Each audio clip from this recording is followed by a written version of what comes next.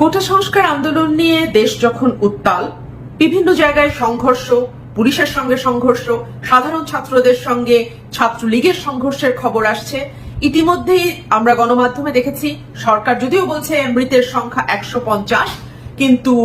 নয়া দিগন্ত একটি রিপোর্ট করেছে, যেটা মানব জমিনেও এসছে, যেখানে 266 জনের তথ্য নিশ্চিত করা হয়েছে এবং বলা হয়েছে যে এটি চূড়ান্ত তথ্য নয়, এর বাইরেও আরো বেশ কিছু মানুষ প্রাণহানি হয়েছে, যেই খবর হয়তো গণমাধ্যমে আসেনি বা সেটি আমাদের ডেটার মধ্যে ঢোকানো এখনো সম্ভব হয়নি। সুতরাং মৃতের এক্সাক্ট সংখ্যা কত আমরা জানি না, শুধু এটুকুই জানি যে বহু সাধারণ মানুষ, শিশু, কিশোর,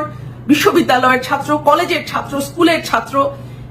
এই কোটা সংস্কার আন্দোলনে প্রাণ দিয়েছে। আমরা দেখেছি কিভাবে নির্বিচারে পুলিশ গুলি চালিয়েছে, আমরা দেখেছি হেলিকপ্টার থেকে আমাদের অনেকের হাতে যারা